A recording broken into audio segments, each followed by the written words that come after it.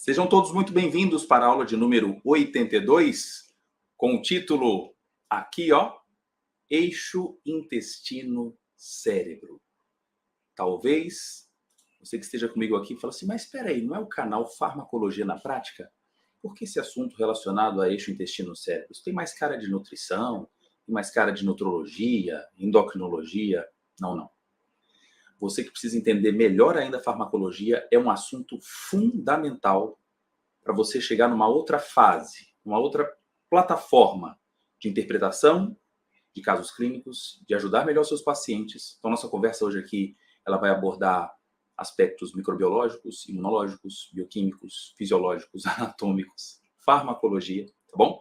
Então, você que é farmacêutico, enfermeiro, médico, nutricionista, paciente, sejam todos muito bem-vindos. Estão ouvindo aqui? Tudo certo? Ótimo. Confirma aqui para mim se o som tá legal, né? Como a gente sempre diz aqui, nós temos toda segunda-feira, às 21 horas, uma aula nova, né? Com cheiro fresco sempre. Aqui chegamos na aula, gente, de número 82 semanas, fora algumas aí que a gente usou como reprise, né? No período que o professor estava de férias. Mas aqui sempre com conteúdo novo, e essa aula a gente deixa até a próxima segunda-feira, onde temos mais um tema. Então agora o meu pedido é caneta, papel, caderno, água, e vamos lá começar o nosso assunto, eixo intestino-cérebro. Um termo extremamente importante para a atualidade. Se a gente voltasse aí cerca de 100 anos, vamos botar assim, 1922, 1903, onde não havia nem a chance de nenhum antibacteriano, a guerra era o seguinte, arma contra as bactérias, vão dar tiro nelas porque senão a gente não vai sobreviver. Nós estamos chegando numa nova época. E pensarmos sobre as bactérias, as bad guys e as good guys, aquelas que podem salvar também nossa vida, né? Então, nesse eixo intestino-cérebro, a gente também inclui um grupo importante aqui, que é a microbiota intestinal. Seria o eixo microbiota intestino-cérebro, a nossa abordagem de hoje, ok? Então, vocês vão anotar muita coisa hoje, tá? Pra vocês terem uma ideia, nessa aula, eu que já milito nessa área da pesquisa relacionada à microbiota, falei, eu preciso fazer um update ainda mais rebuscado, pegando aqui artigos de 2022, de agosto, de julho, de junho, né? Fresquinhos, coisa que você nunca vai ver num livro agora desse ano. Vai ver talvez daqui 4, 5 anos, alguma evidência, né? Então eu levei aqui aproximadamente, fazendo a conta, bem sincero aqui para vocês, foi quase 18 horas. Eu vou resumir isso aqui para vocês em mais ou menos 1h30. Então, não despreze os pequenos começos. Se você estiver assistindo e falar, ai meu Deus, alguma coisa que eu não entendi, não tem problema, porque fica gravada para você aqui durante 7 dias. Você que é da comunidade, vai ficar disponível. Mas eu preciso agora compartilhar com vocês esse grande arcabouço que existe de conhecimento a respeito do eixo intestino-cérebro. Ok? Vamos lá. Então, sou farmacêutico, professor Tiago, graduado em farmácia pela Federal de Ouro Preto, com mestrado e doutorado em fisiologia e pós-doutor pela Universidade de Santiago de Compostela, com pós-doutorado na área de farmacologia.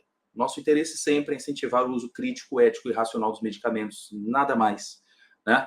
Não temos aqui nenhum vínculo com a indústria farmacêutica, nada disso. É uma conversa aberta, coisa que há mais ou menos 15 anos atrás era praticamente impossível. Termos uma segunda-feira, às 9 horas, muitos estavam aqui escolhendo uma novela ou fazer outra coisa, a não ser aqui esse momento de aprendizado que é único, né? Estou aqui me dedicando já 82 semanas para compartilhar assunto fresco com vocês.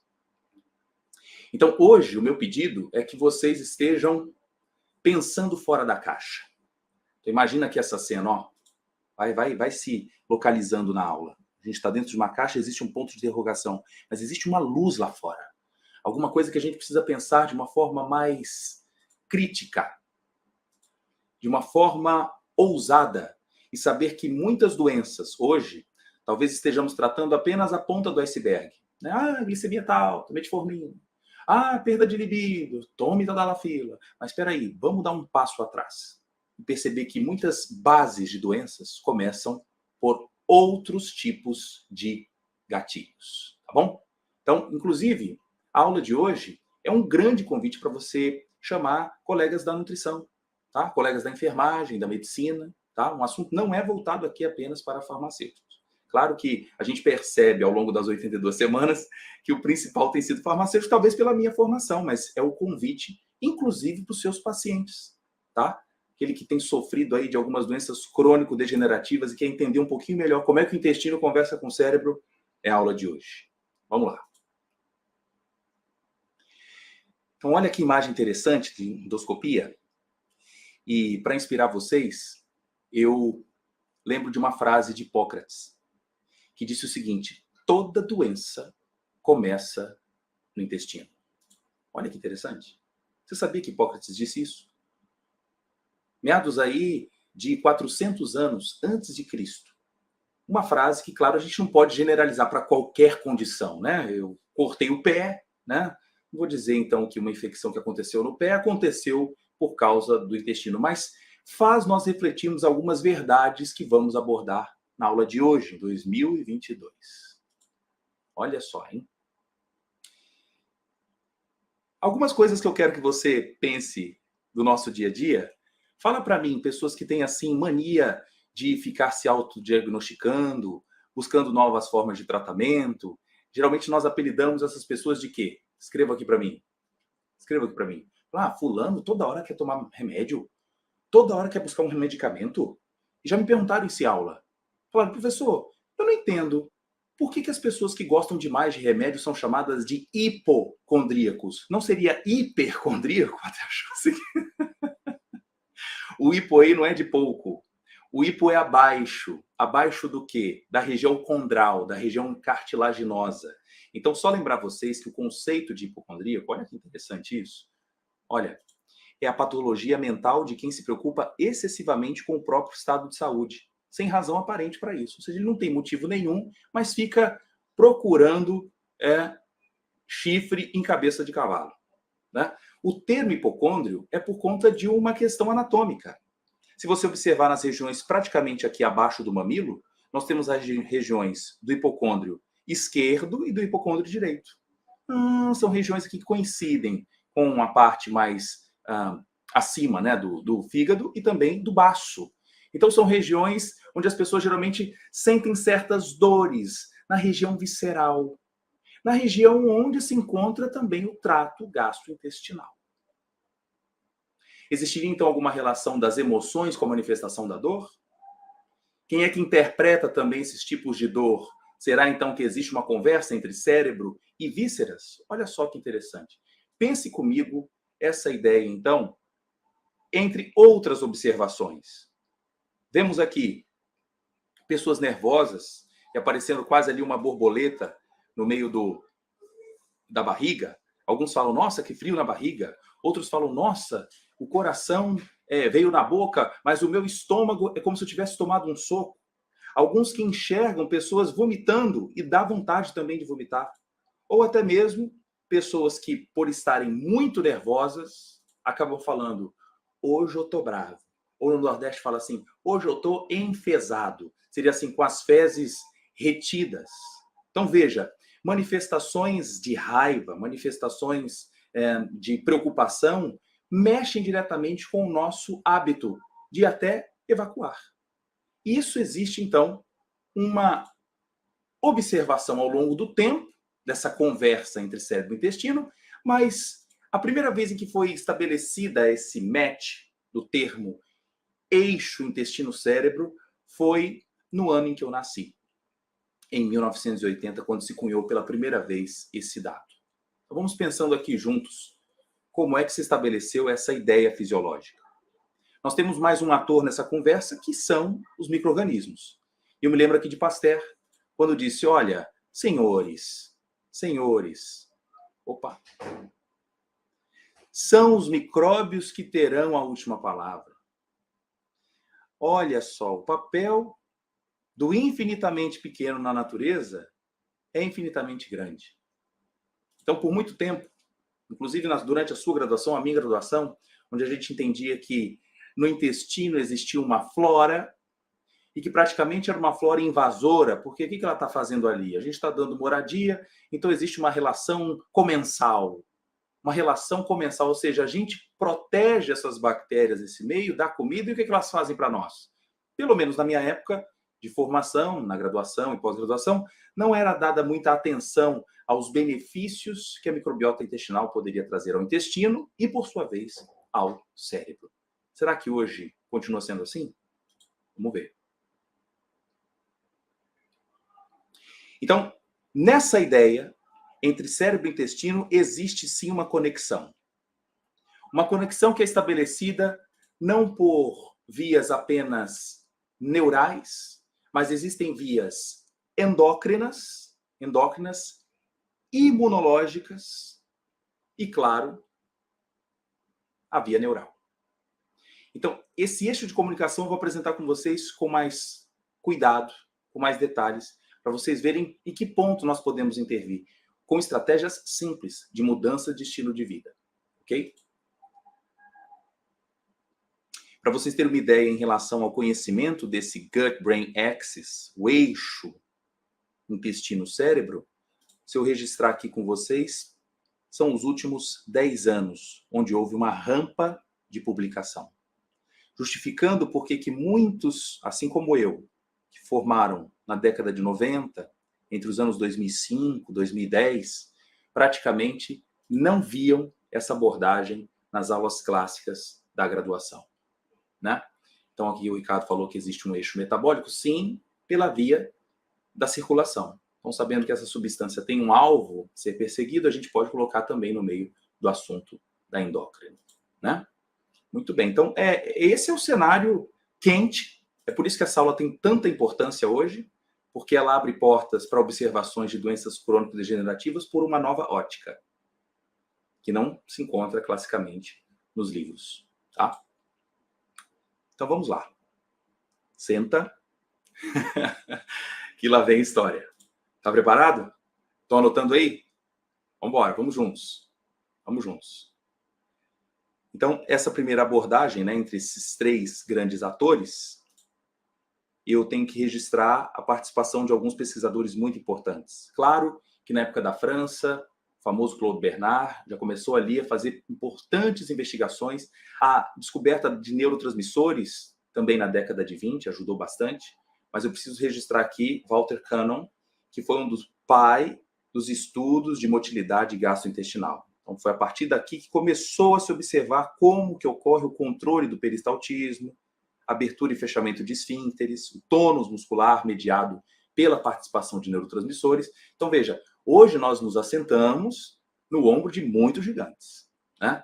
Hoje já está bem descrito esse controle que existe por serotonina, dopamina, acetilcolina, noradrenalina. Então, esse ator aqui foi muito importante na década de 20, cerca de 100 anos atrás, né? E é lógico que, se a gente tivesse aqui mais tempo, eu colocaria a grande trinca, né? Quem foi que elucidou primeiro a parte da microbiologia? Pasteur, a gente não pode esquecer, né? A parte do sistema nervoso central, como eu mostrei semana passada, através de Camilo Golgi no início, Ramon e Cajal, evoluindo, e a parte de Cannon, quando passa a investigar melhor o trato gastrointestinal. Mas o termo que nós falamos aqui do eixo, eu fui na literatura para pegar a primeira descrição. Então, o conceito nasceu lá em 1980. Eu nasci dia 5 de fevereiro e esse trabalho foi publicado dia 9. 4 dias. Então, vamos dizer assim, que eu praticamente completo o aniversário com o clássico conceito do eixo intestino-cérebro, que foi descrito aqui por Norman Track. E aqui eu destaco, ó, gut-brain axis. Mas ainda passou por muito tempo sem as pessoas falarem isso na graduação ou pesquisarem de uma forma mais aprofundada sobre esse assunto. Veja que só nos últimos 10 anos, como eu falei, o número de publicações cresceu de forma exponencial. Então, o que aconteceu? Em 98, no ano em que eu comecei a estudar farmácia, as coincidências, né? Nós temos aqui um livro de Michael Gerson, que falou sobre o segundo cérebro, dizendo que nosso intestino também funciona como um cérebro. Foi um livro disruptivo, que abriu portas também para novas ideias, novas hipóteses. E é interessante como que a ciência caminha. Nem sempre é feita por pesquisadores de uma longa estrada dentro de um laboratório, mas pode ser uma nova ideia que passa a ser também hipotetizada e testada, e é assim que caminha a evolução na ciência, né? Muito bem, então a partir de 98 as coisas começaram a ganhar mais corpo, de forma que várias revistas, como Cell, Scientific American, Nature, Science, Immunity, olha só, falando de várias maneiras, de várias formas, sobre o eixo intestino-cérebro, abordando microbiota, a imunidade, o nosso ecossistema e como é que caminha toda essa história ao longo do tempo. É fascinante esse assunto. Vocês vão agora ficar assim, apaixonados por esse assunto. Vamos lá. Então é o seguinte, o sistema nervoso central, ele não caminha sozinho. Existe uma via de comunicação muito forte, apesar de uma distância geográfica entre o cérebro e o intestino, eles são bem íntimos pela via circulatória e pelo 10º par craniano, que nós chamamos de nervo vago. O nervo vago, ultimamente, tem sido batizado como o 6º sentido. Então, nós não temos os 5 sentidos? O 6º seria o nervo vago. É aquele que nós não controlamos. Faz parte do sistema involuntário.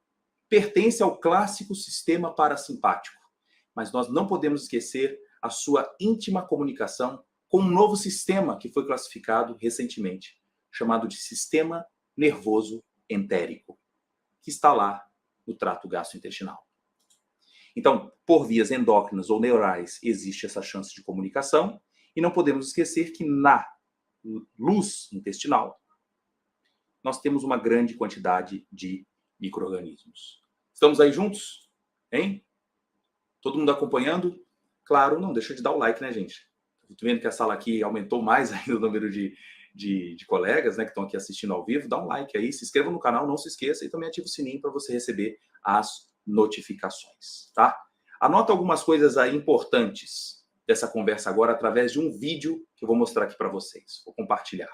Vou ficar aqui embaixo e vocês vão acompanhar comigo aqui essa linda imagem entre o vago e o que acontece lá no lumen intestinal.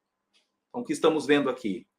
As bactérias, onde nós temos trilhões delas, né? Praticamente o número de genes presentes das bactérias ultrapassa a expressão gênica nossa mesmo, né? Temos mais genes, então, de bactérias no nosso corpo do que os nossos mesmos, né? De expressão. E temos aqui as vilosidades intestinais. Colocando em mais detalhes, essa coisa linda que Papai do Céu criou, nós observamos aqui, ó, os chamados enterócitos, que têm um compromisso absortivo. Talvez aqui muitos colegas da nutrição não viram uma imagem dessa forma na graduação. Meu Deus, que coisa, aquilo que eu imaginava. Pois é, são os enterócitos. Temos aqui também as células de Goblet, que têm a função de produção de muco, né? Para proteger, inclusive, dos invasores, né? E aqui temos também as chamadas células enteroendócrinas. Células enteroendócrinas. Qual é a função dessas células?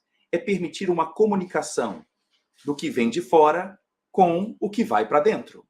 Então, se nós temos, por exemplo, na língua, as papilas gustativas, nós temos também células com capacidade sensorial. É menos do que 1% que existe no trato gastrointestinal. Mas esse 1% permite uma comunicação com as vias neurais. Então, olha só.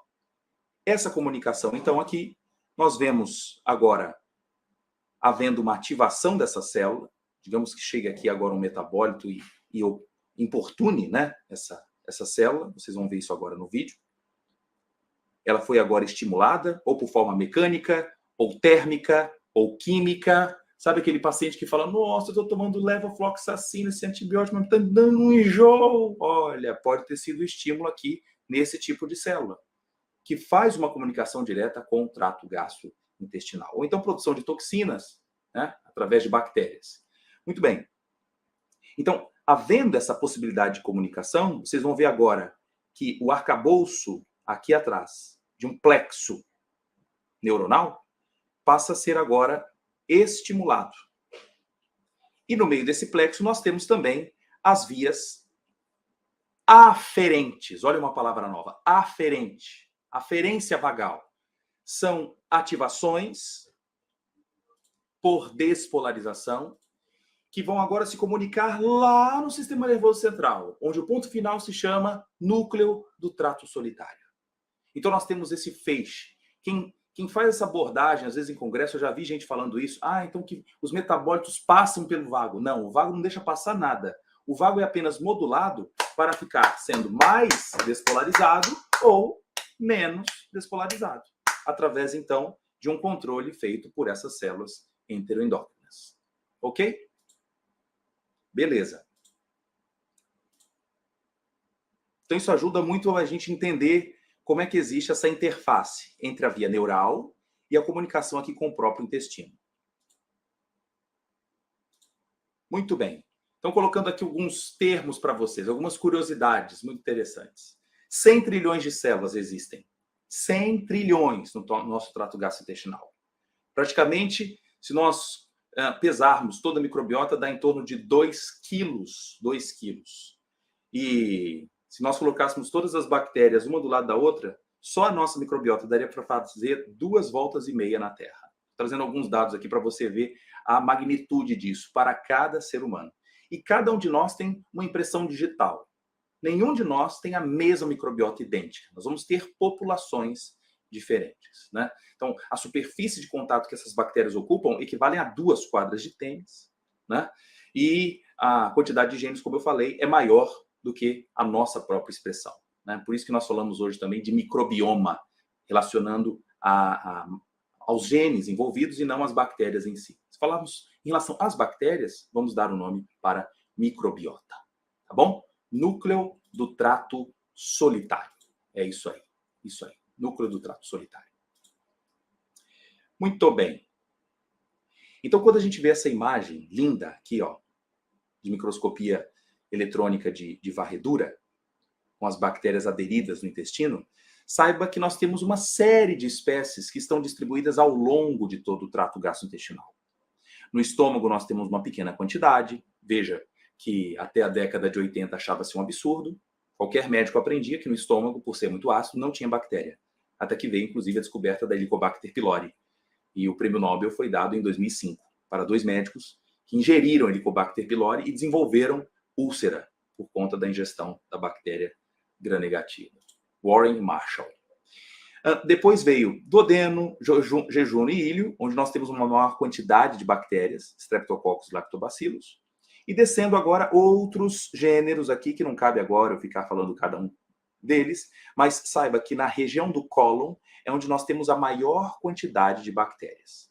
É por aqui que nós podemos absorver ácidos biliares, a própria vitamina B12 na região do íleo, tá? Absorção de água também pode ocorrer. Então, água e nutrientes também podem ser fornecidos por bactérias da microbiota. Professor, só tem bactéria? Não, pode ter fungo também, pode ter protozoário e vírus, mas a quantidade principal realmente são de bactérias. Ok? Então, olha esse título. A microbiota intestinal como um órgão esquecido. Pessoal, essa frase tem muita importância hoje. Quando nós falamos, então, das quantidades diferentes de bactérias que existem ao longo do trato gastrointestinal, eles possuem funções distintas. Funções de quê, por exemplo? Função de proteção. Deixa eu te mostrar isso em melhor tamanho. Proteção. Ele consegue afastar patógenos, competir por nutrientes. Isso nós chamamos de antagonismo microbiano, ou seja, a presença de bactérias do bem impede que as bactérias do mal consumam nutriente, se reproduzam naquele meio. Então, bactérias do bem naquele lume intestinal é como se fosse o caseiro numa casa de praia que você vai lá pouco. É melhor colocar o caseiro e tomar conta do que deixar ela fechada sem ninguém estar habitando. Tá? Então, nós temos aqui um papel importante não apenas da presença dessa bactéria, mas também conferindo produção de bacteriocinas, do próprio ácido lático, que altera o pH do meio e pode atrapalhar o crescimento de outras bactérias.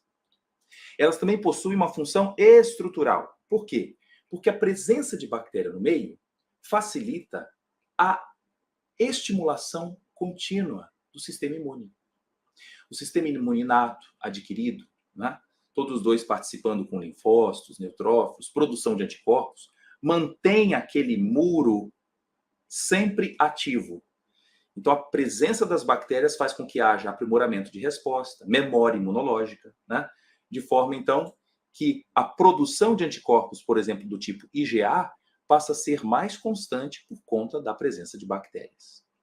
Além disso, outro benefício das bactérias no intestino é facilitar também a metabolização de carcinógenos, produtos que sejam potencialmente tóxicos, e pela presença de bactérias do bem, elas podem se tornar agora produtos biotransformáveis e excretáveis. Fizemos uma pesquisa dessa relacionada ao bisfenol do tipo A, ao BPA, e expusemos os animais com o probiótico kefir. E observamos que houve uma menor chance de intoxicação, esses animais não tiveram as sequelas, comparado ao grupo que tomou apenas o bisfenol do tipo A. Então, aqui só dando um exemplo para vocês de que é uma vivência nossa de pesquisa no laboratório. Além disso, absorção de íons, absorção de vitaminas, vitamina B9, vitamina B12, a própria biotina, né? Exposição a um tipo bem especial de metabólito, que nós vamos chamar de ácidos graxos de cadeia curta. Guarda esse nome. Trata-se de um pós-biótico, uma substância que as bactérias são capazes de produzir e que são muito importantes para a função cerebral. Vou te mostrar daqui a pouco quais são esses benefícios, mas ácidos graxos de cadeia curta é algo que a gente olha e bate palma para a bactéria dizendo: produz para mim, por favor. Que tipos são esses? Daqui a pouco eu te conto. E também presença de alguns cátions, como magnésio, ferro e companhia. Então, nessa imagem, e hoje, olha, eu trago para vocês aqui uma série de imagens. Professor, da onde você tira isso? Paper. Não tem livro. É só paper fresco. Se você observar aqui de 2022. Quem já é da comunidade Farmaco na Prática tem acesso a todo o conteúdo que eu pesquisei. E detalhe, com partes grifadas ainda do professor dizendo: olha, isso aqui é importante. Isso aqui é importante, com anotações aí ao lado, né? Colocando ali sempre algum ponto importante para ser chamado a atenção, em meio a textos de quase 20 páginas, 30 páginas. Então está lá disponível para você da comunidade, tá bom? Então aqui, ó, Micro-organismos é o nome da revista aqui, 2022, mostrando o cérebro, a inervação vagal, e agora ampliando essa imagem, vemos que a presença de bactérias do bem facilita a produção dos ácidos graxos de cadeia curta. Ácido graxo de cadeia curta, tá? A Fabiana tá falando aqui, sapeca o like só até metade. Então aproveita agora, gente. Sapeca o like aí, agora. Vai lá. Valendo. Eu paro um pouco. Dá o like aí. Eu vou beber água aqui, ó. Pronto. Bebi água. Isso. Depois deixe seus comentários aqui embaixo na aula também. Faço questão de ler. Tá bom? Vamos juntos. Então vou sair da cena aqui para você ver a imagem junto comigo. Pronto. Então nós vemos os chamados ácidos graxos de cadeia curta, que produzem o propionato, produzem o butirato e produzem o acetato. Os três principais ácidos graxos de cadeia curta benéficos: butirato, propionato e acetato. Ok? Daqui a pouco vocês vão ver aqui as vantagens desses ácidos. Estão aqui os três, ó. Acetato 2, né? Propionato 3 carbonos, butirato 4 carbonos. Além disso, as bactérias podem ser fontes de metabólitos do triptofano, aqueles que têm o grupo indol. Quem são esses do grupo indol? A própria serotonina.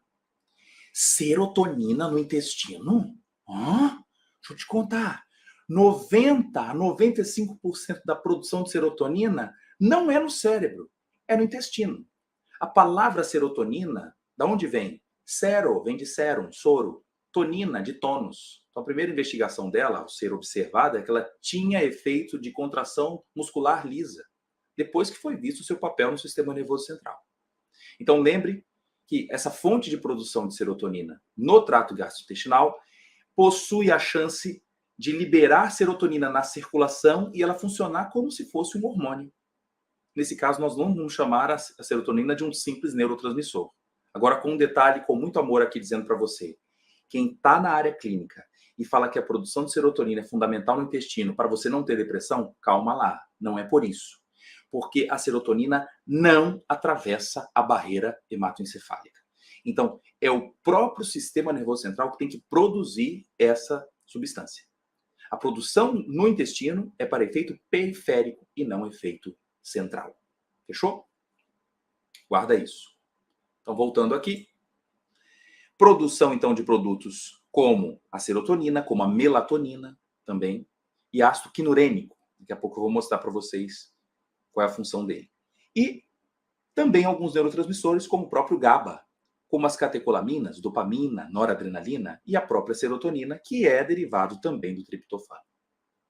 Então, a partir desse grande arcabouço de substâncias produzidas, nós podemos também ajudar na regulação do sistema imune, produzir mais citocinas chamadas anti-inflamatórias, diminuir as citocinas pró-inflamatórias. Então, esse cenário aqui é o cenário dos sonhos. É imaginar que nós temos um intestino, vamos dizer assim, limpinho para as bactérias do bem, produzindo ácidos graxos de cadeia curta, derivados do triptofano e também derivados que geram neurotransmissores. Estou vendo aqui a Raquel. Oh, que legal, querida. Muito bom, muito bom. Eu vou mostrar depois o dado para vocês dizendo que ela realmente não atravessa a barreira hematoencefálica. Dá tempo de vocês convidarem mais colegas hoje. Hoje eu pretendo ir com vocês aqui até mais ou menos 10h15, tá bom? Então, te prepara aí que tem muito assunto importante. Like. Vamos lá. Então, nesse resumo, olha como eu coloquei aqui para vocês, o resumo do que a microbiota saudável é capaz de fazer. Resumindo, professor, quem quiser printar a tela, não tem problema, pode fazer isso, olha só. Microbiota produzindo acetilcolina, noradrenalina, dopamina, GABA, serotonina. Então, do lado aqui esquerdo, que legal, do lado esquerdo, produzindo neurotransmissores. Do lado direito, que estamos vendo, no resumo, ácidos graxos de cadeia curta. Ácido graxo. Embora o lactato não seja um ácido graxo de cadeia curta, seria um metabólito, né? Um pós-biótico, vamos dizer assim.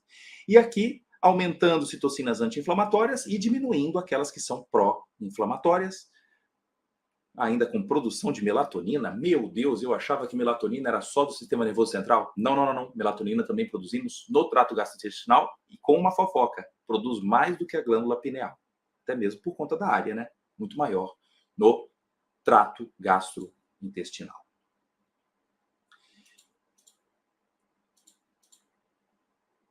No meio aqui eu não podia deixar de esquecer, né? Ó. Deixar de lembrar melhor, eu não posso esquecer. Nervo vago, que permite a comunicação bidirecional. Comunicação bidirecional entre o intestino e o cérebro. Agora, qual é o lado que mais se comunica? É 50% e 50%? Será meia via, né, que vai e meia via que desce? Daqui a pouco você vai ver que não é assim. Vem comigo. Aqui nós temos uma imagem histológica, que coisa linda isso. Oh, meu pai! Células epiteliais, uma do ladinho da outra. Cada bolinha dessa é um núcleo. E a gente vê as células bem contíguas, vizinhas, certo? Igual quando você vai comer um bolo onde tem aqueles... Posso falar? Kit Kat. Ou então bis, o pessoal coloca assim um do lado do outro, igual um cercadinho bonitinho, né? Então, as células são totalmente contíguas, de forma que é muito difícil passar um micro-organismo por esses espaços, né? O ideal é que não haja vazamento. Não haja vazamento. No inglês, esse vazamento é chamado de leaky gut. Leaky gut. Então, o vazamento só acontece quando nós temos um ato disfuncional. Então, esta imagem que eu estou mostrando para vocês aqui revela a preservação da estrutura das células epiteliais, com a produção de muco pelas células de Goblet, e aqui embaixo a chamada lâmina basal, onde nós temos as células que participam da resposta imune. Fundamental, que dá estrutura, o arcabouço para as células epiteliais. Okay? Então aqui do lado de fora seria o lúmen intestinal. Aqui uma microscopia eletrônica, onde nós vemos partes como se fosse um certo zíper que une uma célula com a outra. Esses zippers, olha, eu vou fazer um nome aqui diferente, esses zippers seriam estruturas como as claudinas, ocludinas, desmocolinas, que funcionam como grampos, para que não ocorra a separação dessas células. Então, daqui a pouco vocês vão ver que, quando nós temos bactérias do mal nessa história, essas estruturas que unem, elas não são bem expressas. e vai havendo, então, maior chance do leak gut. Então, os chamados tight junctions são perdidos e agora ocorre um espaço. E aí tem chance desse vazamento, trazendo algumas consequências preocupantes.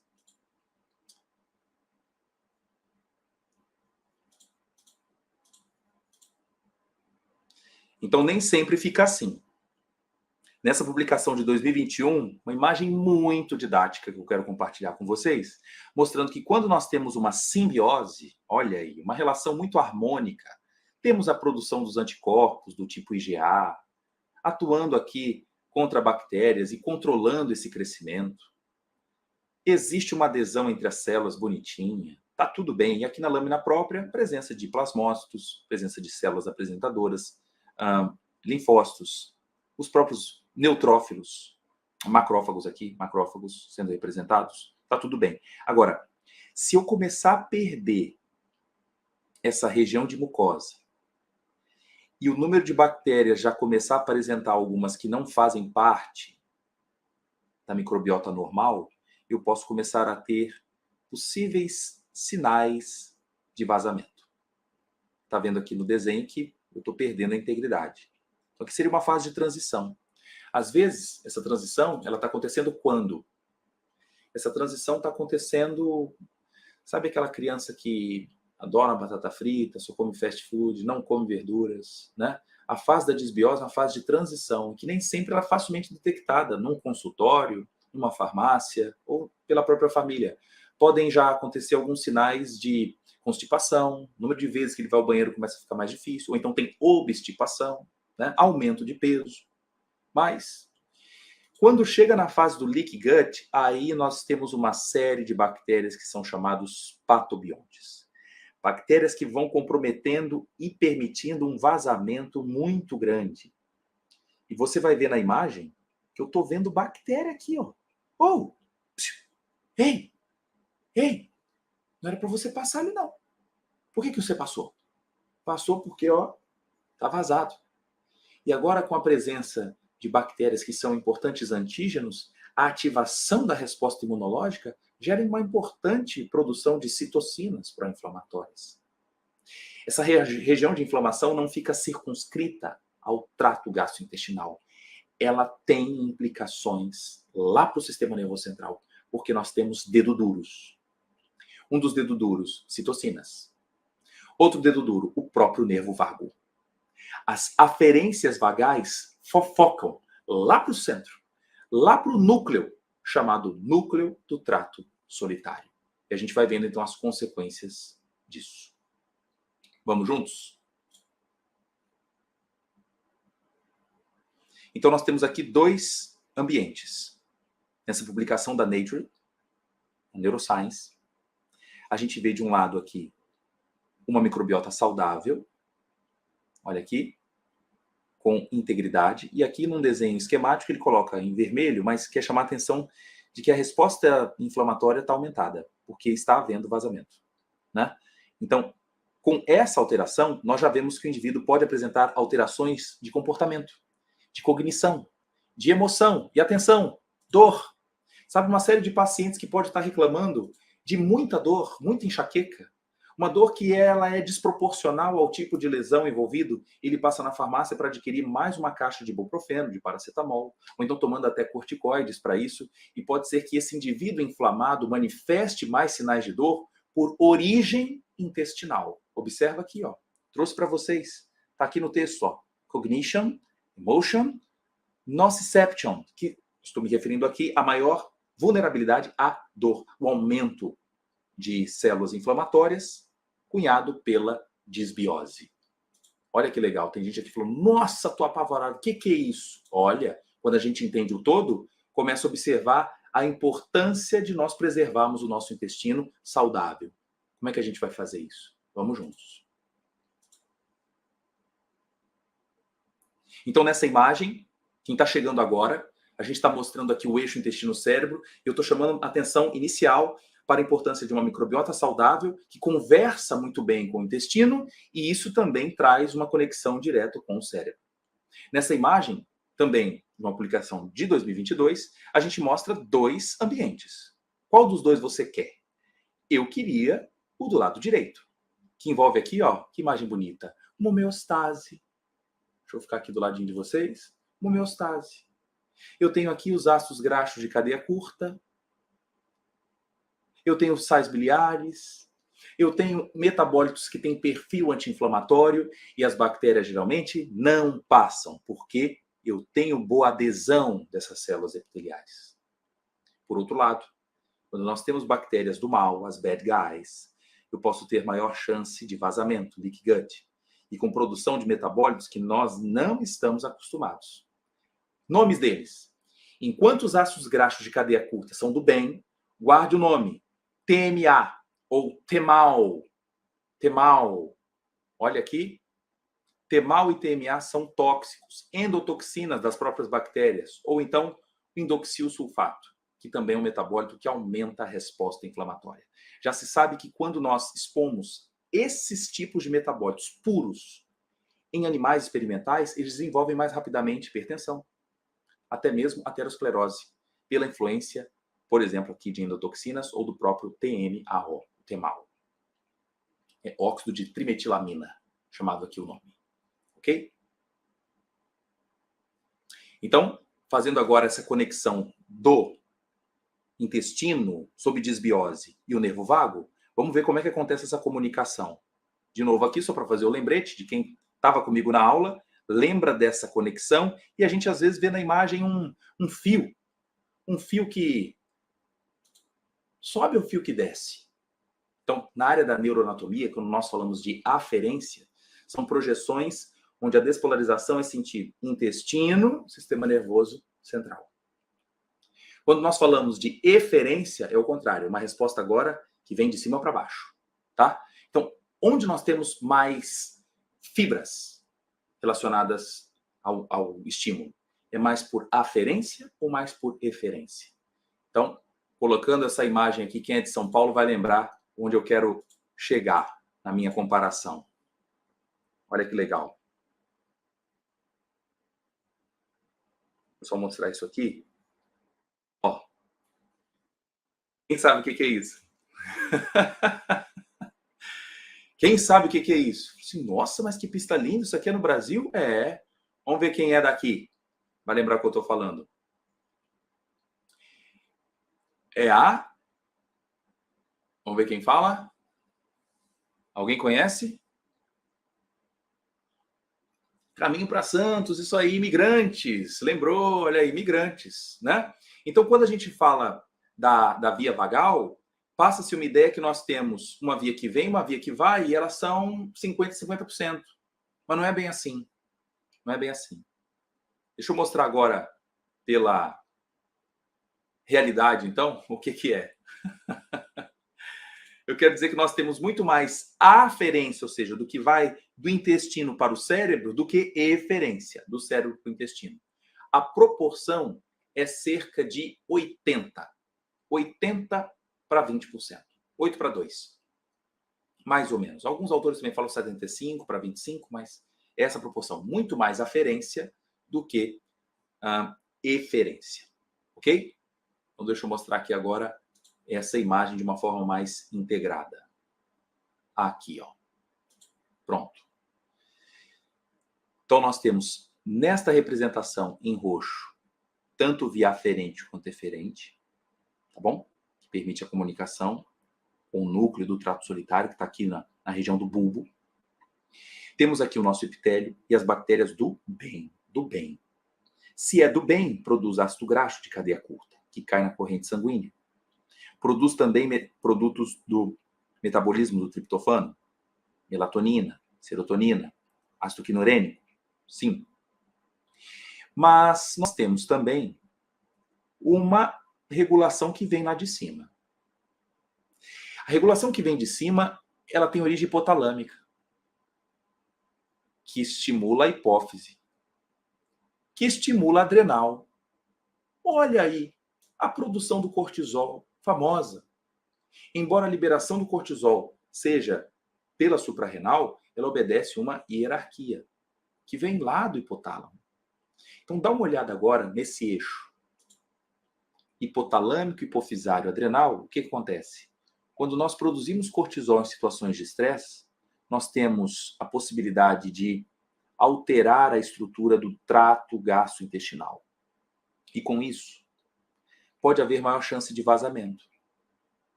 Então quanto mais cortisol, mais vaza. Então eu posso contribuir para bactérias passarem com mais facilidade. Nosso sistema imune fica mais lerdinho, produz menos anticorpos, produz menos citocinas pró-inflamatórias. Então, meu sistema de vigilância começa a ficar comprometido. Então, veja agora, a conversa inicial eu comecei só com a microbiota, mas já estou adicionando a via que vem de cima. O cortisol também alterando a permeabilidade e a maior chance de bactérias do mal atravessarem essa barreira, né? E isso, a colega que lembrou, pessoas obesas geralmente têm problemas intestinais, claro, porque grande parte das pessoas obesas tem desbiose. É isso aí, observação. Like aí, pessoal. Like aí. Então, essa nossa comunicação, resumindo aqui para vocês, nós temos a contribuição endócrina, pelo cortisol, principalmente, ou pelas incretinas, o chamado GLP-1, é um tipo deles, neural, sistema nervoso, pelo vago, pelo sistema nervoso entérico, e imunológico, através das citocinas. Quem está tentando lembrar aqui que é incretina, lembra da famosa liraglutida? Isso, semaglutida, todas análogas às incretinas. Se nós temos uma microbiota boa, nós já produzimos incretinas, isso ajuda a liberação de insulina. Então minha chance de resistência insulínica é menor. É menor. Eu tenho melhor chance de controle glicêmico. Tendo uma eubiose, bactérias do bem, nós podemos facilitar, sim, o controle glicêmico. O que dá pena é nós vermos, às vezes, pacientes com uma desbiose importante, não havendo nenhuma intervenção para controle dessa microbiota e eles se entupindo de metformina.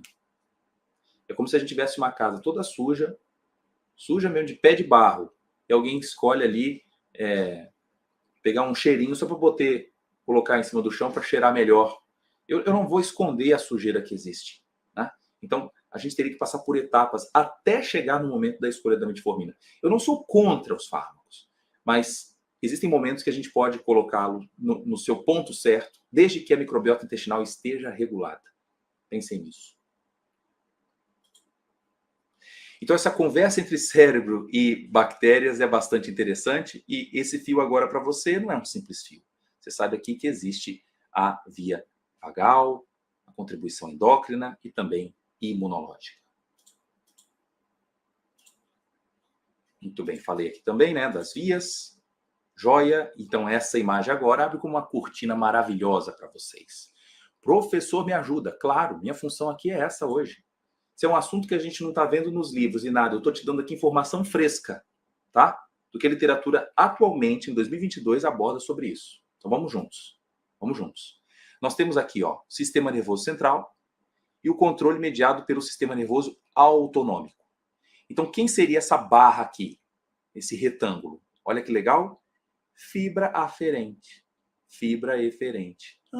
Ele quis representar esse pedaço aqui com o quê? Como se fosse o nervo vago. 80% que sobe, 20% que desce. Qual é a função da via eferente? Diminuir a resposta inflamatória.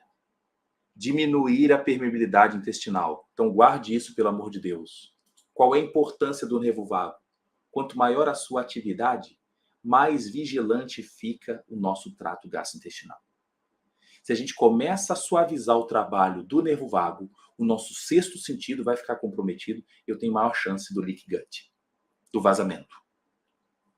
Da mesma forma, quando vemos agora o nosso vago aferente, o nosso desejo é que os produtos gerados pelas bactérias do bem consigam também modular a minha via vagal.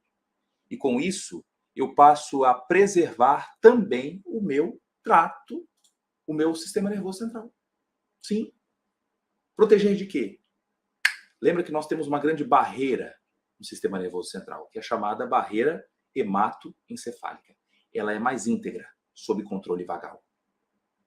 Menor chance de apoptose de neurônios pelo controle vagal. Melhor resposta de cognição pela via vagal.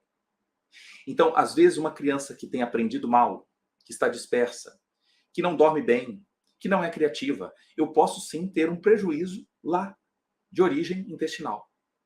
Então, me lembro do que Hipócrates disse, né? Faça do teu medicamento o seu alimento. E o seu alimento, o seu medicamento. Que coisa interessante, né? Sabendo, então, que a chamada BHE, Tadeu, ela é modulada também pela microbiota de uma forma indireta, pela via vagal. Ok?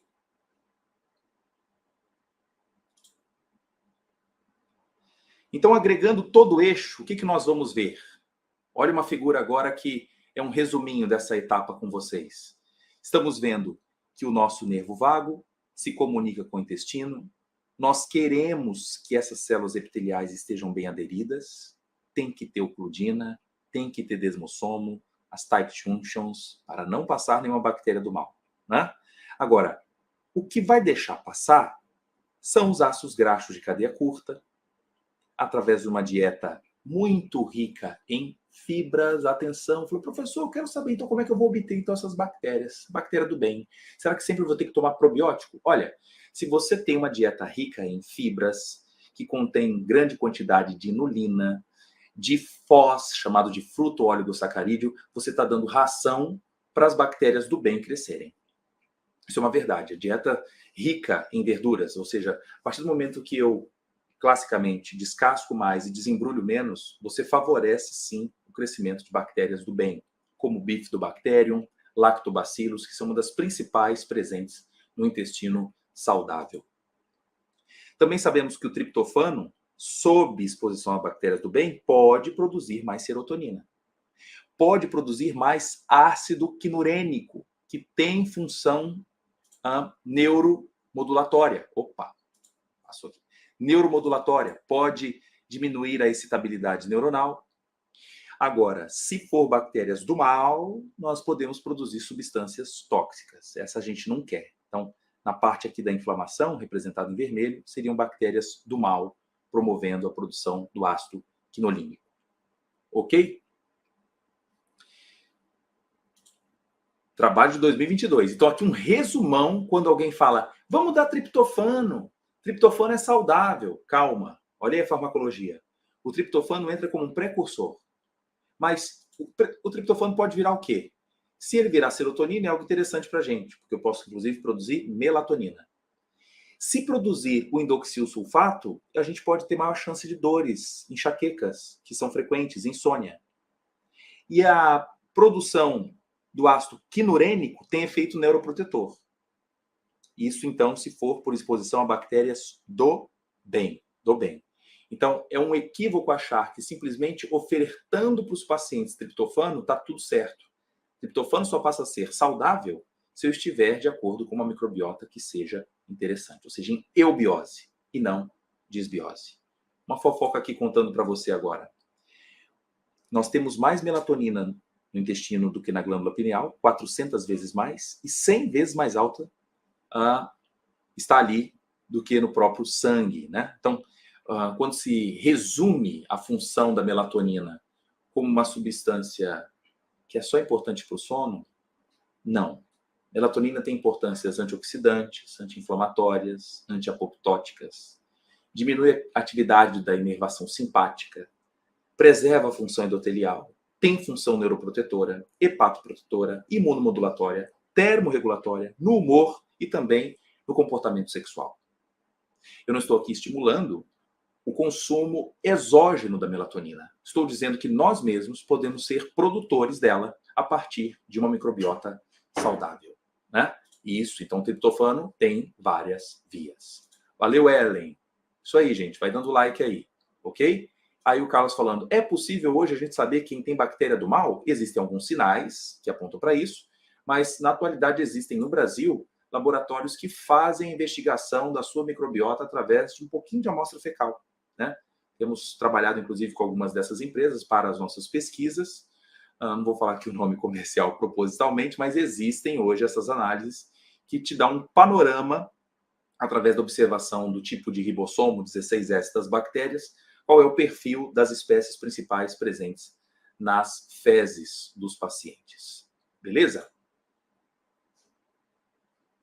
Então, aquela história, serotonina, e aí? Ela vai deixar você mais feliz? Não! O papel da serotonina aqui é apenas periférico. Então, vou deixar aqui para o pessoal da comunidade, relembrando que a serotonina não atravessa a barreira hematoencefálica. Uma vez gerada, na periferia, fica na periferia. O que é produzido no sistema nervoso central, fica no sistema nervoso central, para atuar em uma série de subtipos de receptores, né? Posso dizer aqui com certeza de que ainda a gente sabe muito pouco sobre os benefícios ou efeitos completos da serotonina, uma vez que existem diversas subunidades desses receptores, e nos últimos 30 anos que a gente passou a saber onde tem maior expressão de cada tecido, ainda estamos numa fase tateando o que a serotonina tem de potencial, ok? Então aqui, como o Tadeu falou, antes de prescrevermos triptofano, devemos nos preocupar primeiro em corrigir a microbiota, com certeza, sem dúvida. Perfeito.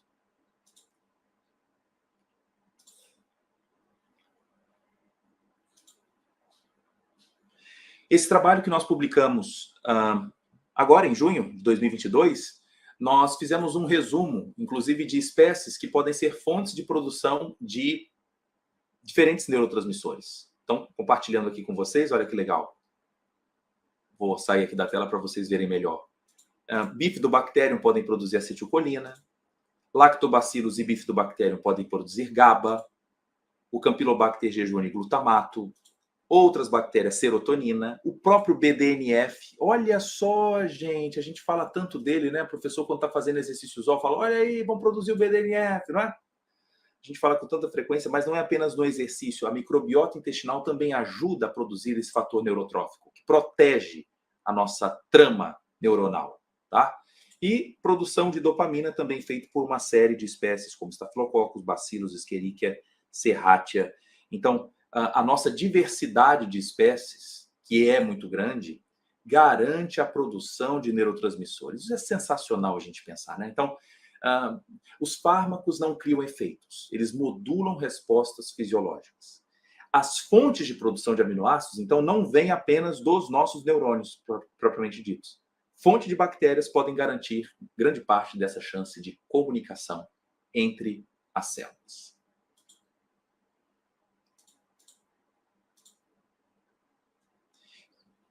Trago aqui uma comparação entre indivíduos obesos e não obesos. Quando a gente muda esse perfil de população, é para se preocupar. Ou seja, o não obeso ele tem mais bacteroidetes do que o gênero chamado Firmicutes. Essa relação aqui favorável ajuda a reduzir os níveis de triglicerídeos, a reduzir a produção de citocinas pró-inflamatórias e garantem uma boa barreira para que não haja o vazamento. Diferente nos indivíduos obesos. Alguns já ouviram até falar assim, nossa, fulano obeso tem um quadro inflamatório importante. Mas quem ajuda a inflamar? Um dos motivos é pela própria disbiose. Então, quando ele passa a ter aumento de triglicerídeos, uma visão antiga é o seguinte, vamos dar fibrato para ele. O colesterol está alto, vamos dar estatina. Mas diante de uma disbiose, talvez não seja o primeiro caminho. Olha só, então, o professor de farmacologia falando, vamos dar um passo atrás em relação a medicamentos. E é verdade, tá? Além disso, como a oferta de ácidos graxos de cadeia curta é menor, aqui facilita a inflamação e também o vazamento. E com isso, o obeso, com disbiose, passa a ter prejuízos também de hábito de sono, desregulação na produção de cortisol, um aumento da produção, mais estresse, vínculos com depressão, mau convívio familiar, problemas no trabalho. Isso começa a se refletir em outros aspectos, atuando aqui como um efeito dominó, né? Obrigado, Mônica. Obrigado, querida. Vamos juntos aqui.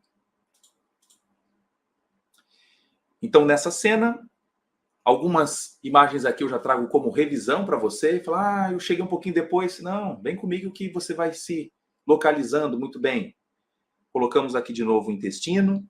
eu mostrei os ácidos graxos de cadeia curta sendo produzidos, e agora eles tendo efeitos a nível central, efeitos em órgãos-alvo e também no próprio sistema imune. Olha, regulando o sistema imune, controlando a glicemia e também atuando com função neuroprotetora. Que coisa sensacional! Eu tendo efeito anti-aging, atenção! Anti-aging, que está tanto na moda. Vamos aumentar a oferta de antioxidantes? Legal! Os antioxidantes também ajudam a constituirmos uma microbiota mais saudável.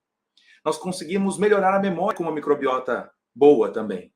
Conseguimos reduzir os sinais de inflamação, ou seja, os processos neurodegenerativos são diminuídos a partir do momento que nós garantimos uma microbiota saudável. Bom? Trabalhos recentes mostrando isso. E aqui sempre o incentivo. Professor, então, o que fazer? Veja, numa aula de farmacologia, o professor aqui tendo um caráter pró-nutricional. E, claro, a gente tem que pensar num todo, né? Então, a dieta rica em frutas, verduras, os talos, né, as fibras, são fundamentais para mantermos uma eubiose. Fundamental.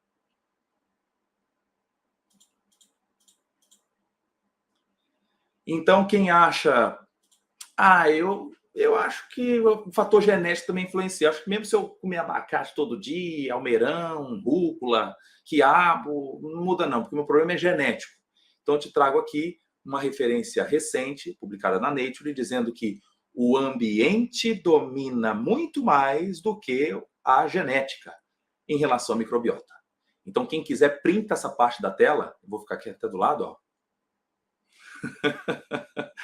Porque alguns se escoram naquela ideia, o meu problema é genético, então não tem nada para eu fazer. Tem e muito, ok? Então, um trabalho aqui recente mostrando isso, de 2018. Então, veja que a conclusão é que o microbioma, a composição do microbioma é predominantemente garantida por fatores não genéticos, tá? Então, aqui, estratégias para a gente ter essa prescrição, essa microbiota saudável. Exercícios. Então, atenção. O que faz? Professor, seu exercício visual também garante a microbiota saudável? Sem dúvida. Uma individualização da nutrição. Alguns apelam também para o transplante fecal em algumas condições, alguns trabalhos interessantes para indivíduos que não respondem ao controle de disbiose de sucesso, né? Para chegar numa eubiose. Prebióticos, probióticos e os simbióticos. É importante a gente diferir, né, cada um deles. Os prebióticos é como se fosse a raçãozinha das bactérias. As bactérias são os probióticos. E o que seriam os pós-bióticos? São substâncias que a própria bactéria produz. Por exemplo, os ácidos graxos de cadeia curta seriam chamados de pós-bióticos. Já existe hoje uma linha na área da nutrologia, da nutrição, que tenta incentivar o consumo dos próprios pós-bióticos para tentar manter o intestino saudável. Eu sou um pouco resistente a essa estratégia porque a gente está como se fosse dando o peixe, mas não ensinando ao intestino a pescar, né? Acho que o ideal seria mesmo colonizarmos com as bactérias do bem para que elas mesmas possam produzir ali no intestino e garantir um efeito mais a longo prazo. Então, os trabalhos são exaustivos nessa ideia do consumo de antioxidantes e fibras para aumentarmos a microbiota saudável, tá? Chamando atenção aqui para alguns gêneros, né? Então, a aula de hoje tem microbiologia também, bacteroidetes, lactobacilos, bifidobacterium, Akkermansia, são gêneros importantíssimos nessas bactérias do bem, ok? Então, se alguém quisesse resumir, professor, fala aí, quais são os fatores que interferem numa boa microbiota? Então, está aqui um trabalho agora de agosto de 2022, desse mês, que fala sobre as diferentes vias para a gente ter uma microbiota bem saudável. Então, medicamentos podem influenciar, atividade física, dieta, muito importante, né? Acho que o único problema aqui nessa imagem é que ele não coloca o impacto de cada um. Então, embora todos participem, a magnitude da contribuição não é a mesma. Por exemplo, o fator genético, ele é minimizado. Tá? Então, a índice de massa corpórea, o trânsito intestinal, mudanças na mucosa do intestino, doenças, fragilidades, idade, imunidade adaptativa, inata, gênero, genética, a geografia, onde o cara mora, que região ele é, né? O ambiente, como é que a família vive, come o quê, né? E fatores aqui estocásticos. O que seria fatores estocásticos? Esse aqui eu vou ter que dar uma olhada. O que seria o estocástico? Se alguém souber aqui, me fala. Esse aqui eu não tinha visto. Vamos ver para frente. Muito bem. Aí agora, professor, e droga de abuso influencia? Claro, piora. Qualquer tipo de droga de abuso, qualquer, inclusive o álcool, pode contribuir também para a desbiose. Então aqui é um alerta para vocês, um alerta. Então, que adianta, né? O indivíduo, eu tomo probiótico, eu faço exercício, mas de sexta para domingo, álcool em cima, né? Eu posso contribuir diretamente para a desbiose. Então, os probióticos, é fato, olha aqui, publicação de 2022, dizendo que, sem dúvida, os probióticos apresentam uma importante oportunidade para o tratamento de múltiplas patologias num futuro próximo. Então, se em meados de 2010 havia, assim, uma perspectiva, o que eu quero compartilhar com vocês hoje é o seguinte, já chegamos nessa era. O que está faltando é estratégias para a gente identificar mais rápido esses quadros de desbiose, mas estamos num caminho aqui importante, né? Palpável. Então, como são desenvolvidas pesquisas nessa área? Vocês vão ficar comigo aqui? Hein? Estamos juntos? Deixa eu saber se eu posso estender mais um pouco essa aula para vocês estarem comigo até o final. Porque agora eu quero mostrar aqui para vocês como que são desenvolvidas pesquisas nessa área que fomentam toda essa nossa conversa de hoje. Obrigado, Ricardo. Olha, foi no dicionário e viu. Efeitos estocásticos seriam aleatórios. Então, ok. Então, eventos aleatórios, ou seja, acho que nem era para ter colocado ali, né? Pode ir, Liliana, ok. Então, like aí, gente. Bora aí. Quantos likes tem aí agora? Me diz aí. Acho que vai valer a pena a gente continuar, hein? Vamos lá, então. Vamos juntos. Aí todo mundo, com certeza, sim. Vamos junto. Maravilha. Então, os estudos são desenvolvidos em animais chamados germ-free, aqueles que não têm micro-organismos, para a gente ver qual é o impacto quando nós tiramos a microbiota do intestino, como é que o animal se comporta. Nós temos também modelos que nós propositalmente infectamos com determinado gênero de bactéria. Outros são feitos com transplante fecal, ou seja, retira bactérias das fezes de um obeso e aplica no animal. E observa que o animal também engorda. Ou então retira uma microbiota de um paciente que tem eubiose, bactérias do bem, aplica no animal obeso e ele emagrece. Já tem trabalhos mostrando isso. Tá? Então, essa relação da pesquisa translacional é o que assim brilha no meu olho, para a gente responder mais rápido algumas dúvidas que existem na área clínica. Okay?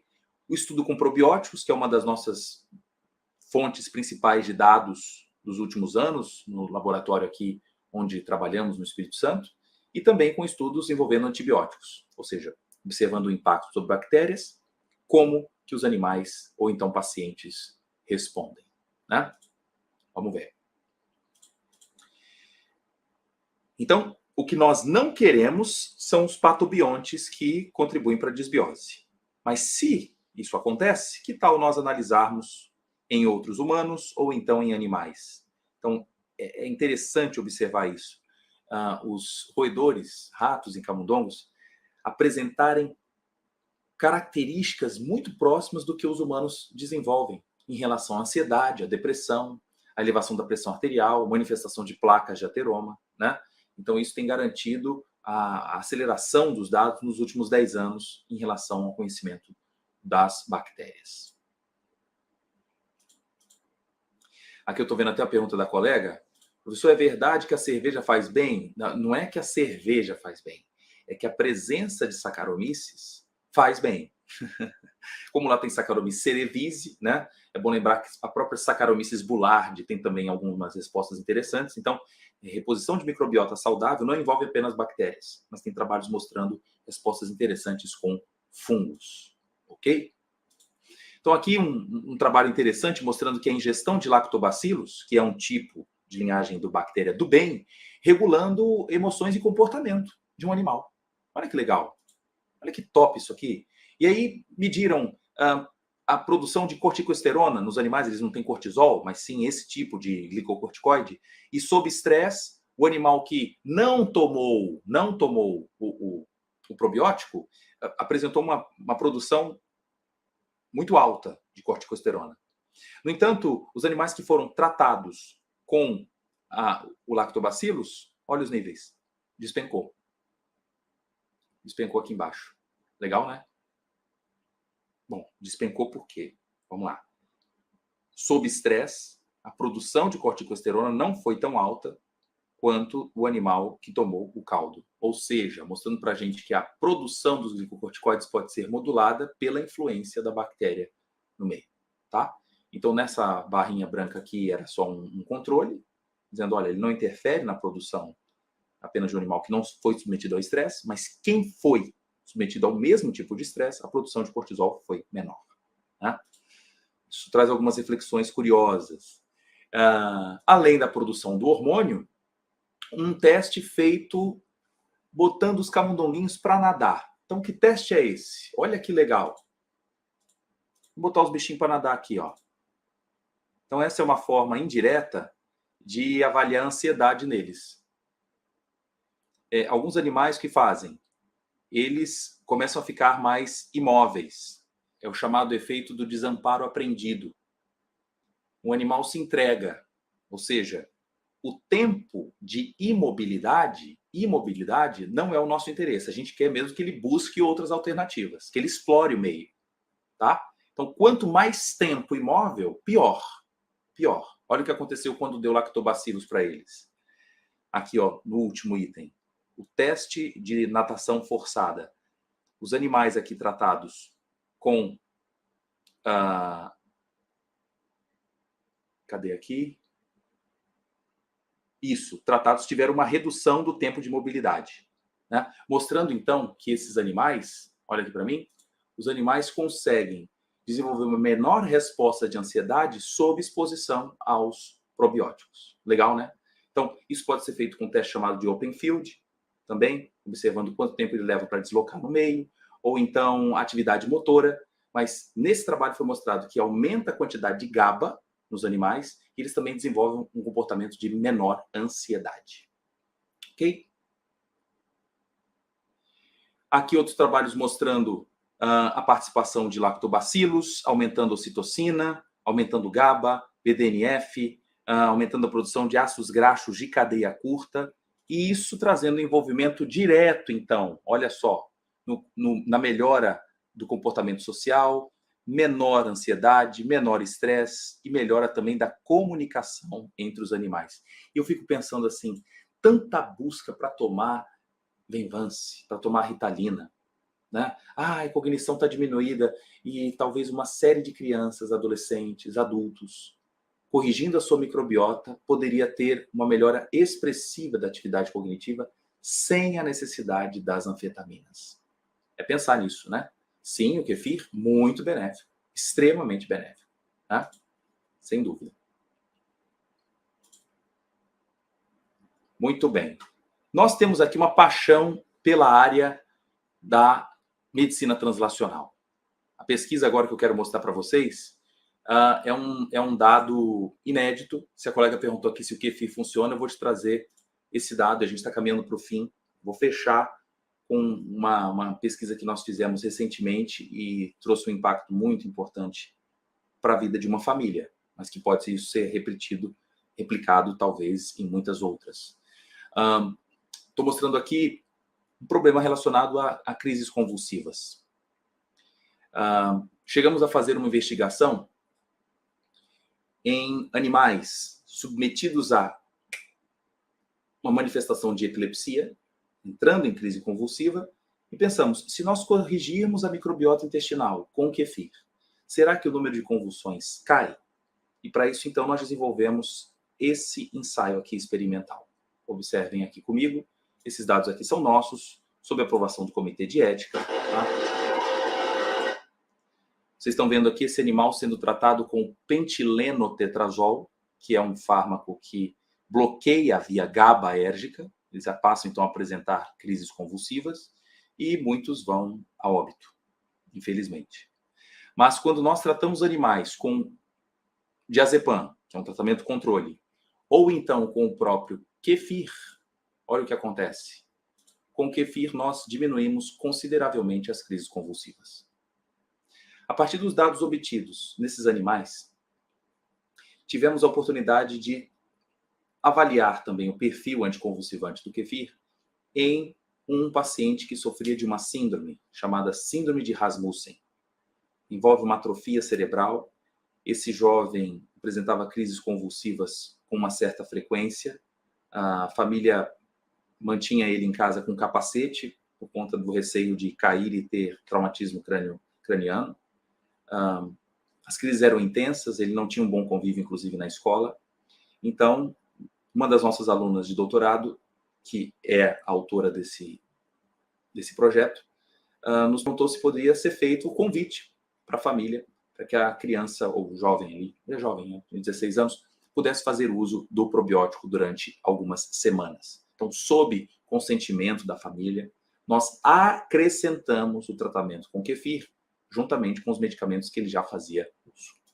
E aí, qual foi a boa notícia, né? Aqui nós temos esse vídeo que foi publicado na revista. Estou apresentando aqui para vocês um vídeo que houve consentimento da própria família para a apresentação. Nós temos aqui ele antes do tratamento com o probiótico e aqui o mesmo indivíduo após 90 dias de tratamento com o probiótico kefir. Mostrando o importante efeito anticonvulsivante, passamos então a avaliar como que esse probiótico poderia reduzir drasticamente o número de crises convulsivas, inclusive trazer uma melhora na sua comunicação em casa, inclusive na escola, né? Pela adição do probiótico. Esse trabalho ele foi publicado no ano passado, mostrando então os benefícios da suplementação diária com kefir na síndrome de Rasmussen, sendo o primeiro caso no mundo de tratamento com kefir e a melhora da resposta contra a convulsão. E aqui tem as provas, né, que ele apresenta a síndrome de Rasmussen, uma atrofia cerebral importante, o aumento dos ventrículos, que é o característico desse paciente, e ao observarmos o seu perfil da microbiota intestinal, observamos que após 90 dias, aqui ó, que vocês me perguntaram, como avaliar a microbiota do intestino? Fizemos o teste com as fezes dele antes do tratamento e depois. E observamos isso aqui, ó. Antes, bifidobacterium bem baixo. Depois, muito alto. Lactobacillus também bem baixo, aumentando. Mostrando então que o kefir é capaz de inserir naquele meio bactérias do bem, né? Trazendo ele de novo para um quadro de eubiose. Tá? O número de crises convulsivas também diminuindo, e mais legal é que a gente não avaliou apenas a função neuronal. Então, tudo aquilo que eu estou conversando com vocês sobre efeito anti-inflamatório, antioxidante, neuroprotetor, estamos mostrando nesse trabalho. Avaliando, então, a ação antioxidante, reduzindo fragmentação no DNA e também tendo efeito anti-inflamatório, ou seja, reduzindo a oferta de citocinas pró-inflamatórias e aumentando a IL-10, que é uma citocina anti-inflamatória. Então, o objetivo aqui da aula de hoje não é apenas mostrar assim algo da teoria, né? É poder conversar com vocês dados palpáveis de coisas que nós podemos resolver sob baixo custo, né? Alinhando com a perspectiva do que temos visto nos últimos 10 anos, o benefício da suplementação com probióticos, seja por formas não convencionais como o kefir, ou através da suplementação mais controlada através dos probióticos disponíveis. Ok? Então, para fechar aqui nossa ideia de hoje, eu quero fazer um exercício de fixação com vocês. Qual é o exercício? Vamos ver se vocês vão entender essa figura. Se você comigo entender essa figura inteira, eu saio daqui muito feliz. Muito feliz. Vamos juntos? Não saiam agora. Vamos fazer esse teste, né? Eu quis dizer o seguinte, que quando nós estamos sob situação de doença, nós podemos estar, então, com o nosso intestino... Vocês estão vendo aqui comigo junto? Eu saio aqui um pouquinho para vocês verem a imagem mais cheia, tá? Então, nós podemos ter o nosso intestino inflamado, sob disbiose, aumento do risco cardiovascular, um aumento da produção de lipopolissacarídeos, ou seja, de bactérias gram-negativas, e isso aumenta a resposta inflamatória, produção do óxido de trimetilamina, que é tóxico, queda na produção dos ácidos graxos de cadeia curta, e atenção, o que ajuda também na disbiose, inibidor de bomba protônica. Então, o grupo dos omeprazol e companhia é um que favorece a disbiose. Dieta rica em ácido graxo saturado. Gosta de fritura demais? Pois é, esses aí também ajudam a disbiose. Ingestão excessiva de frutose. Açúcar em excesso também ajuda na disbiose. Aqui a Camila falou assim, essa frutose não é da fruta, é de produto industrializado. Bom, é bom lembrar que a frutose também da fruta pode ocasionar isso. Dependendo da oferta, é que como ela vem misturada juntamente com as fibras, a fruta, né, contém também fibras, o acesso da frutose é mais difícil. Agora, se eu pego o suco da fruta e faço uma mistura ali de sacarose, frutose e glicose, trazem também os mesmos prejuízos. Então, observando aqui na parte azul, voltou? Ótimo. Na parte azul, uma dieta rica em fibra, com probióticos, ajuda na produção de ácidos graxos de cadeia curta, melhora também a nossa eubiose com antioxidantes, também produzimos mais antioxidantes, temos menor oferta do indoxilsulfato, que é tóxico, melhoramos o nosso metabolismo lipídico, diminuímos a inflamação, melhoramos a sensibilidade à insulina e também reduzimos o risco de algumas infecções. Gente, isso aqui ele é um assunto extremamente disruptivo. Talvez na conversa de hoje você vai poder iluminar pessoas que falam, nossa, minha depressão só vai resolver se eu associar sertralina com bupropiona. Se eu misturar venlafaxina com... Olha, pode ser que a disbiose seja um caminho que você nunca explorou. E talvez a associação de probióticos com apenas um antidepressivo possa ser uma interação medicamentosa muito mais benéfica do que a associação de vários antidepressivos. Ou então, só pensar na psicoterapia. Lembra agora que o profissional de saúde tem que ter um pensamento mais fora da caixa, como eu disse. É o psicólogo olhando para a microbiota, é o nutricionista olhando para a microbiota, o farmacêutico, o médico e o próprio paciente falando, eu preciso corrigir a minha microbiota. Não adianta fazer uso apenas dos medicamentos e tendo ali o intestino, vamos dizer assim, sujo com as bad guys, cheio de vazamento e fazendo o nosso sistema nervoso central trabalhar muito mal pela via vagal, né? Ok. Então, o excesso de proteína ajuda na disbiose? Sem dúvida, porque aumenta a produção do TMAL. A trimetilamina, ela é também oriunda da oferta de proteínas. Tá bom? Proteínas, sim. O excesso de proteínas ajuda também na disbiose. Isso. Estão me perguntando aqui, professor, qual a diferença entre o kefir e o probiótico comercializado? Bom, se o kefir vem liofilizado, nós temos um prejuízo que é o acesso às proteínas do leite. Nossa equipe aqui do Espírito Santo faz investigação também com os peptídeos bioativos do kefir que estão presentes nesse leite fermentado. Para você ter uma ideia, um dos peptídeos isolados tem um efeito de inibir a ECA como se fosse o captopril. Publicamos recentemente um trabalho mostrando apenas o probiótico. Desculpa, falei besteira. Apenas o peptídeo, sem o probiótico. Somente ele isolado já tendo efeito antipertensivo importante. Então, ainda creio que o kefir misturado com leite, participando então da resposta com a fermentação, tenha benefícios ainda adicionais comparados ao kefir em cápsula. Mas entre não tomar nenhum dos dois, o prejuízo é maior ainda. Né? O importante é haver essa exposição diária a bactérias do bem, como lactobacillus e bifidobacterium. Aí vem a pergunta aqui do Wilgner. O kefir de água pode ser alimentado com açúcar refinado ou só mascavo? O problema do kefir de água é esse. Nós perdemos a chance do acesso direto aos peptídeos bioativos. Então, seria uma alternativa apenas para os pacientes que têm intolerância à caseína. Quanto à lactose, fique tranquilo, porque o kefir misturado com leite, toda a lactose é degradada, apenas ficando ali glicose e galactose disponível. Então, respondendo aqui já a Ana, quem tem intolerância à lactose pode consumir o kefir, porque são bactérias que expressam a enzima lactase. chamada beta-galactosidase. E aí ocorre a clivagem desse açúcar. Tá bom? Isso. Temos uma novidade aí, já estamos fazendo alguns estudos com iogurtes presentes no supermercado que apresentam também respostas interessantes. Só não posso divulgar o dado aqui porque ainda não foi publicado, por isso que eu não posso fazer a mesma coisa como eu fiz agora em relação à síndrome de Rasmussen. Ok? A ideia é que o senhor acha viável uma fórmula com probióticos associados com inulina e fós? Bom, se o paciente tem uma dieta rica em verduras e frutas, não é necessário manter inulina e fós o tempo todo, tá? A menos que você queira aumentar o crescimento de bactérias do bem em um determinado momento, mas usar isso ao longo do tempo, eu não vejo necessidade se ocorre uma boa mudança de estilo de vida, acompanhado aí principalmente por nutricionistas. Tá bom?